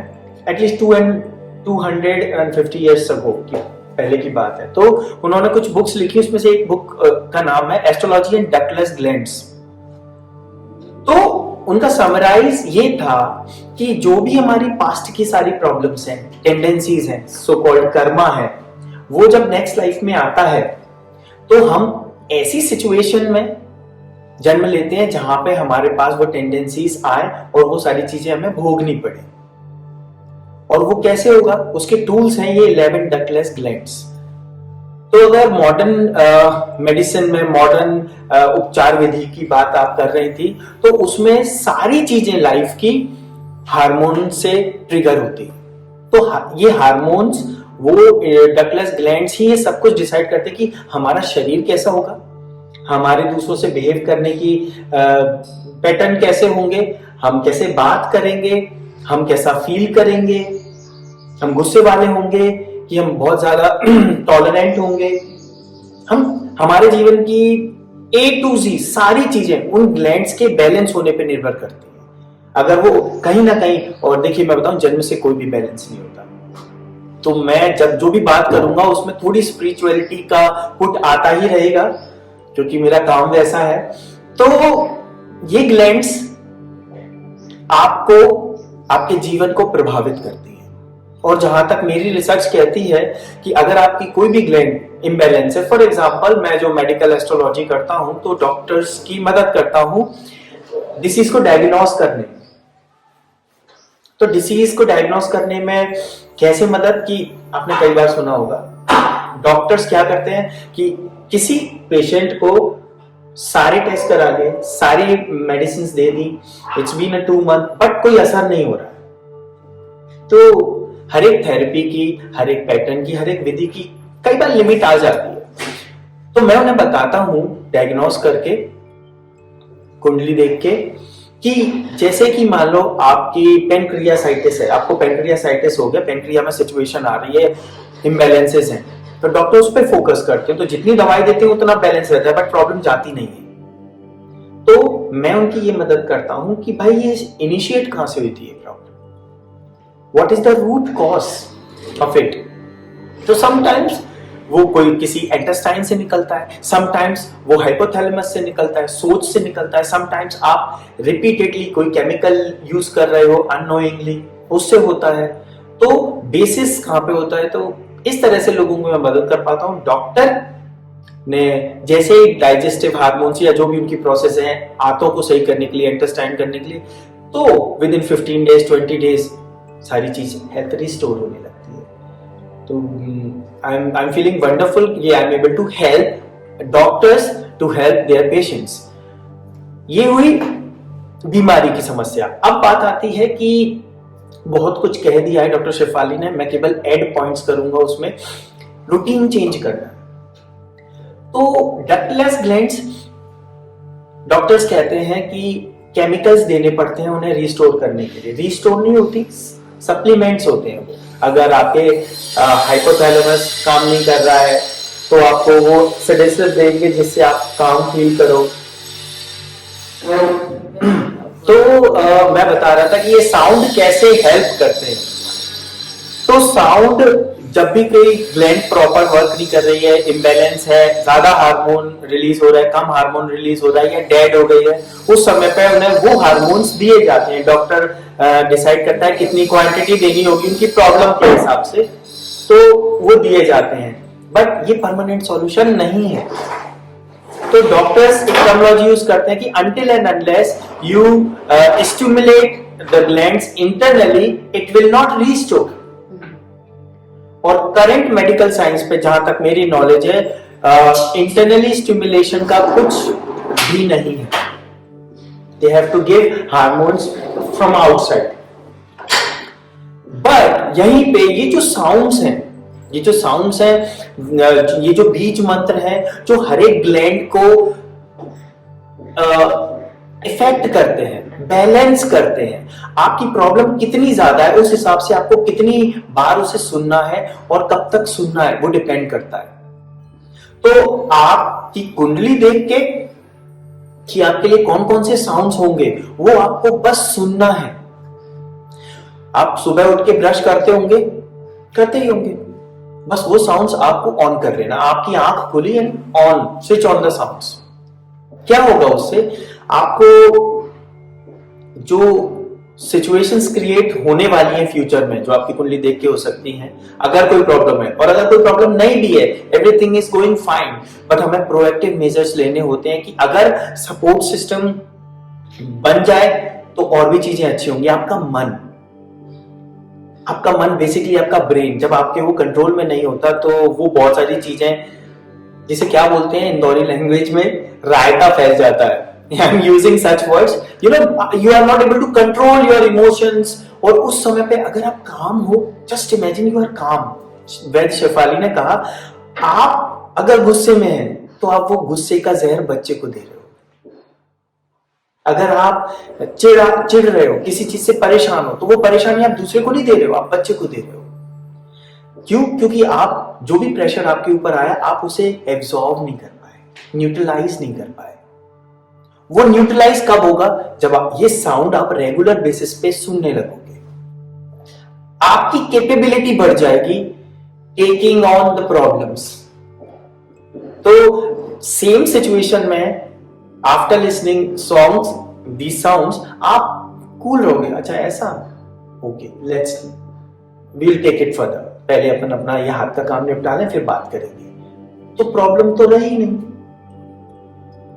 तो ये साउंड ना केवल आपके मेंटल और फिजिकल इंबैलेंस को एस्टेब्लिश करेंगे, बल्कि आप में वो जो स्पिरिचुअलिटी का पुट है, टू मैनी ऑफ थॉट्स अगर ना रहे ड्यूरिंग दिस प्रेगनेंसी स्पेशली।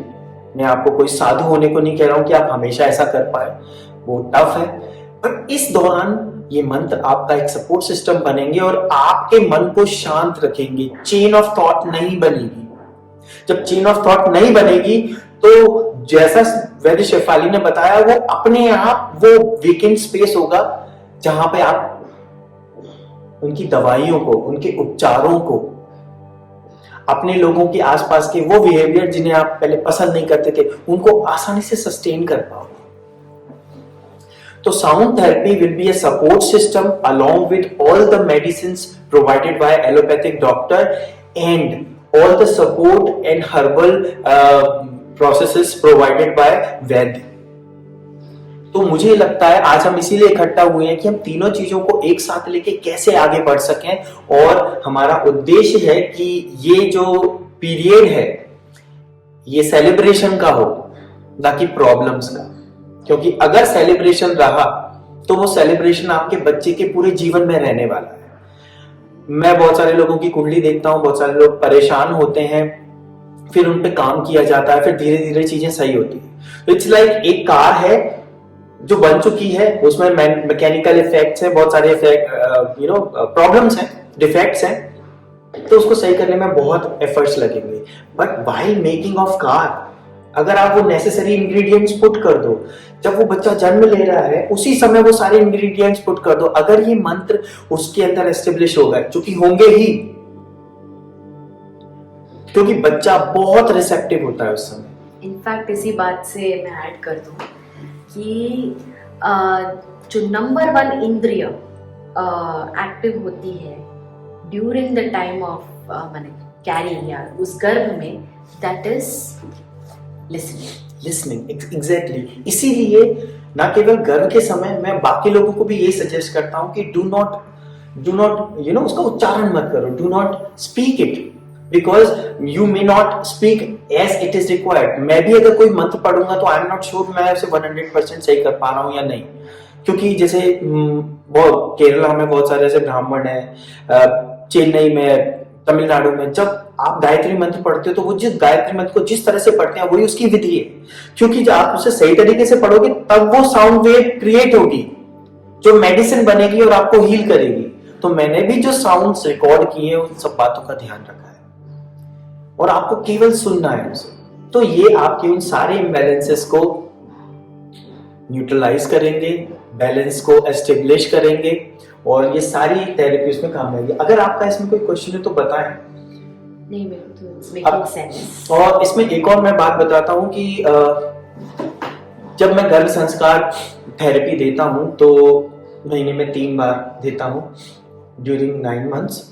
तो मैं उन्हें कन्विंस करता हूँ, 1 घंटा सारी लेडीज आती हैं ऑनलाइन, उन्हें मैं बताता हूँ कि आपको इस महीने कौन सा राग सुनना है। Oh wow. तो फर्स्ट 3 months में अगर आपको राग माग विहाग सुनना है, अब जैसे आप तो सर्च करो गूगल पे, इस बार राग माग विहाग सुनना है, उसके कौन कौन से सॉन्ग है। तो जैसे ताल फिल्म का एक सॉन्ग है, करिए ना कोई वादा किसी से करिए ना, 2 शब्द डजंट मैटर एट ऑल, उसके पीछे जो राग है, प्योर जो उसका सूत्र है, वो राग जब आप सुनोगे ना तो आपके अंदर करुणा का भाव उत्पन्न होगा। जब आप वो राग सुनोगे तो आपकी ग्रास्पिंग पावर बढ़ेगी। तो वो सॉन्ग सुनो, और वो कब सुनने हैं वो मंथ में आपको बताऊंगा। आपको पुरुष सूक्तम सुनना है और सारस्वत सूक्तम सुनना है। कब? 1st to 3rd मंथ, किस स्पेसिफिक मंथ में। मैंने वो सारा काम कर रखा है। क्यों? पुरुष सूक्तम सुनते वक्त आपके अंदर वो नेसेसरी ऊर्जा का भाव बढ़ेगा। सारस्वत सूक्तम 3rd मंथ में क्यों करते हैं? क्योंकि उस समय ब्रेन डेवलप हो रहा होता है। तो किसी भी चीज को जल्दी सीखने की क्षमता सारस्वत सूक्तम की जो साउंड वेव्स हैं वो डेवलप करती हैं। तो किस मंथ में क्या करना है, along with all those medicines जो आपके शरीर को बनाती हैं, ये साउंड उसको बनने में, अच्छा प्रभाव डालने में और मदद करेगा। तो ऐसे बहुत सारे, हर एक मंथ के लिए अलग है। अब किसी मंथ में आपने कहा कि आपको वॉक करना है, योगासन करना है, तो किस मंथ में कौन सा योगासन करना है, तो आप योगा टीचर से ही बात करें। अगर आपके एलोपैथी डॉक्टर ने, आपके गाइनेक ने मना कर दिया है कि इस समय आपको ज्यादा चलना नहीं है, तो आप ना चलें। तो जो मैंने सजेस्ट किया है, और मेरे साउंड्स ऐसे हैं जिनकी क्वांटिटी अगर आपने ब्रेक किया तो खास लाभ नहीं मिलेगा, कंटिन्यूअस रखा तो इमेंस प्रॉफिट मिलेगा, इमेंस इफेक्ट आएंगे। आपको जस्ट ऑन कर देना है, you need not to listen it carefully even, मतलब बैकग्राउंड में रहे। आप कुछ भी कर रहे हो, हाँ। बहुत बेहतर होगा अगर आप मुंह बंद करके सुनो तो बहुत अच्छा रहेगा। लेकिन एटलीस्ट आपको कुछ बोलना ही है, करना ही है, तो सॉफ्टली बोलो, सॉफ्टली बात कर लो कि भाई अभी मैं ये सुन रही हूँ, फिर मैं आपसे बात करूँ, या pause it, complete your discussion, then on it again and keep listening it. लेटे हुए सुन सकते हो, बिना नहाए सुन सकते हो, हालांकि नहाएंगे तो अच्छा लगेगा जैसा कि आपने सजेस्ट किया। बट सिर्फ एक रूल है मंत्र को सुनने में कि कुछ मंत्र हैं जिन मंत्रों को दिन में ही सुनना होता है जब सूर्य होते हैं, और बाकी सारे मंत्र को आप कभी भी सुन सकते हैं। अब जैसे किसी को एक्सेसिव, मुझे लगता है शनि का मंत्र तो बहुत प्रभाव डालेगा हर गर्भवती स्त्री को। क्यों? क्योंकि वो आपके नर्वस सिस्टम के ओनर होते हैं शनि। तो आपके नर्वस स्टिमुलेंट होता है। बहुत सारे ऐसे लोग हैं जिनको नींद ना आने की समस्या थी, तो इससे बड़ी गोली नहीं है कुछ, शनि के मंत्र से अच्छी लोगों की वो गोलियां छूट गई। Even at the age of 62, जब वो कंट्रोल में भी नहीं है, वो मंत्र ऑन करते हैं, they just got sleep before कि वो मंत्र खत्म हो। तो ये जो हमारे ग्रह नक्षत्र हैं, हम उनसे अप्रभावित नहीं है। साउंड एक बहुत बड़ी मेडिसिन है और वो सपोर्ट सिस्टम भी बन जाएगा अगर उसे आप सपोर्ट सिस्टम, जैसे कहते हैं ना कि आपने देखा होगा कृष्ण को मानने वाले लोग हाथ में माला लेके कुछ भी करते हुए जपते रहते हैं, है ना? क्यों? They want to constantly remind themselves that Hare Ram Hare Krishna. ये मंत्र वैसे ही है, बट थोड़ा और इजी मैंने इसे मॉडर्न बना दिया है, आपकी लाइफस्टाइल में इजीली सिंक्रोनाइज हो जाए कि आपको कुछ नहीं करना, बस सुनना है। Doesn't matter you are in toilet और यू आर इन बेड और wherever you are, if you keep listening them, they will put immense positive impact on your life, not just pregnancy period, but it's the most important period for, because you are creating a life. तो अगर इससे related आपके कोई और question हो तो पूछिए। तो मैं म्यूजिक को थेरेपिस्ट से मिली हूँ जिसने मेरा गर्भ संस्कार क्लास अटेंड किया था। Okay. मैंने एक बार बुक रीडिंग सेशन किया था, गर्भ संस्कार की पूरी book. It went on for I think 21 days या 25 days। उसमें शी वाज देयर। तो मुझे अभी लग रहा है कि यार उसको हमें जोड़ना चाहिए, वो ऑलरेडी ढूंढ रही है ऐसे लोगों को। एंड उसने अपना पीएचडी का टॉपिक ही यही चुना है, वो कर्नाटिक म्यूजिक सिंगर है, शी लिव्स इन बैंगलोर, और उसने हीलिंग एनर्जीज भी थोड़ी सीखी हुई है। तो उसने जब मेरा क्लास अटेंड किया तो उसको समझ में आया, अरे बाप रे इतने सारे संस्कार, जिसे मैंने भी बहुत सारा नहीं कवर किया था, जैसे बहुत कुछ बाकी है। मैंने सिर्फ एक आइडिया दिया है कि कैसे किस मंच में क्या करना है। Connect her with you, she will be very happy because लोगों को फायदा मिल रहा है। अभी क्या हुआ कि तो जब आप बोलते हैं फायदा मिला है, like what do they tell you? Exactly, मैं वही बता रहा हूँ। सबसे पहली जो चीज प्रॉब्लम जो हमने आइडेंटिफाई की कि हाँ, वो प्रेग्नेंट वुमेन, वो वुड बी मदर इफेक्ट हो जाती है बहुत सारी चीजों से, क्योंकि वो उस समय हाइपर सेंसिटिव होती है। प्रकृति ने उसे ऐसा बनाया है। वो अगर खुश है ना, तो बिलीव करो वो बच्चा दुगना खुश हो रहा है। आप संवाद बहुत इंपॉर्टेंट चीज है। मैं आपको बोल रहा हूं, जब आप बच्चा पेट में है और आप उससे बात कर रहे हो, देखो बेटा ऐसे नहीं कि I am pretending like I am talking, no, I am talking to my baby. और बात करो, देखो बेटा ऐसे पापा है ना बहुत परेशान करते हैं मुझे, ये चीज उनकी अच्छी नहीं है, बट वो बहुत अच्छे हैं, हम दोनों तुम्हारा बहुत वेट करेंगे। सबके अलग अलग वर्ड्स हो सकते हैं, सबकी अलग अलग सिचुएशन हो सकती है। आप ऐसे बात करो, इसमें कोई दो राय ही नहीं है कि वो आपके लिए मोस्ट प्रीशियस एंटिटी होगा या होगी। तो वो बच्चा जब आए, उससे पहले उसको माँ अलग ना लगे। माँ तो वैसे भी अलग नहीं लगेगी, लेकिन जो बाहर के लोगों के बारे में जो माँ ने बात की है ना, वो अलग ना लगे। आजकल के सामाजिक पिक्चर को देखा जाए ना, तो हर कोई अलग भाग रहा है। अगर आप उस समय अपने बच्चे के अंदर वो डाल दो, जैसे कि मैं एक चीज को बताना चाहूंगा कि ये अपने गुरु को इतना मानते हैं कि गुरु का मुख्य उद्देश्य जो मेरी समझ में आया वो ये आया, सब कलेक्टिव हो, सब एक दूसरे के प्रति रिस्पॉन्सिबल होके सब कुछ एक साथ सबका अच्छा हो। जितना मेरी समझ में आया वो मुझे लगता है उसमें एक माँ का बहुत बड़ा रोल होगा। अगर माँ अपने गर्भस्थ शिशु को अपने परिवार से जोड़ना शुरू कर दे।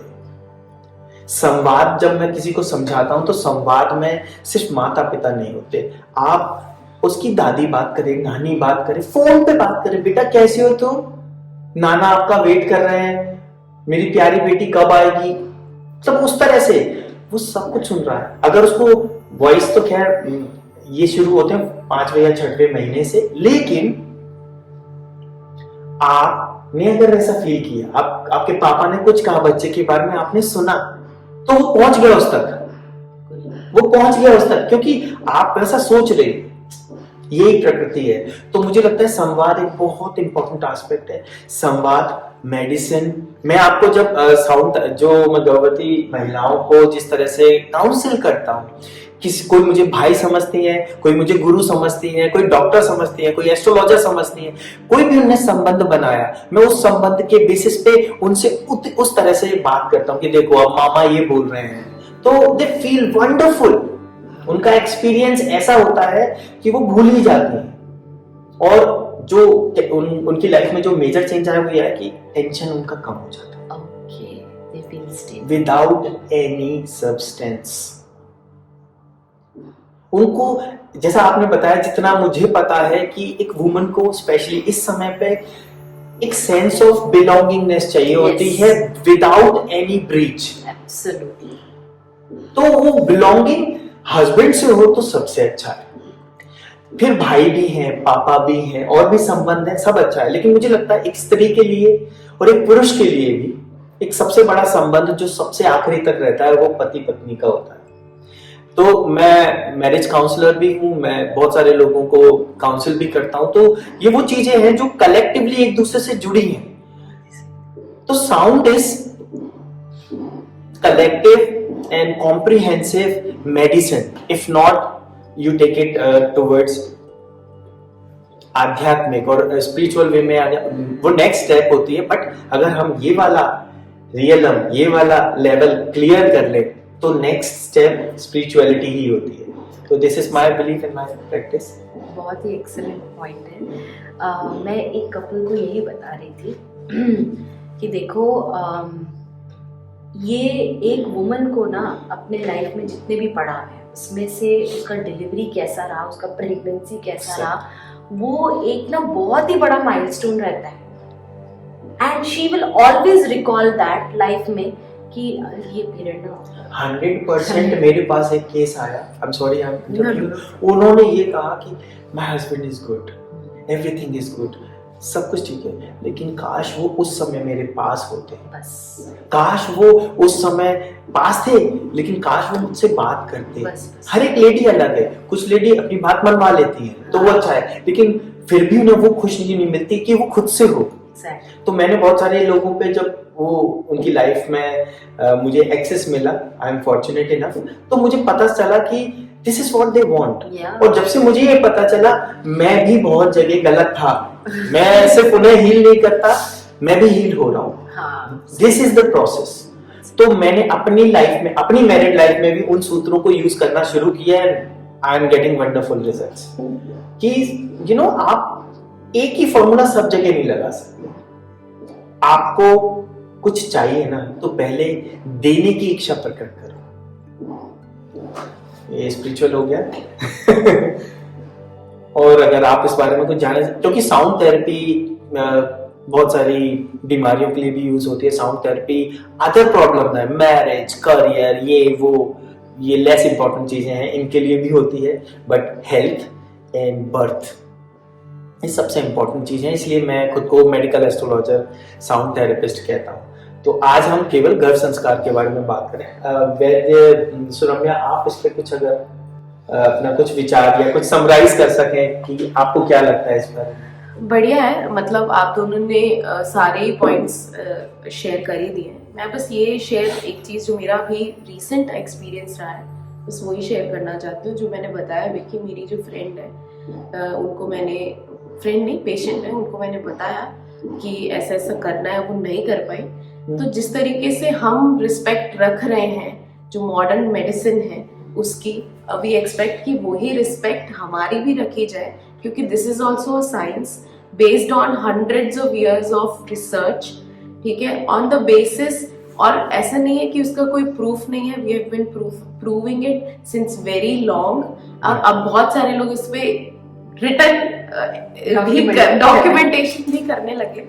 सो if there is respect of all these sciences and we integrate it, जिसकी अभी सबसे ज्यादा जरूरत है, we do it, it will bring positivity in the environment, it will make the earth happy in itself।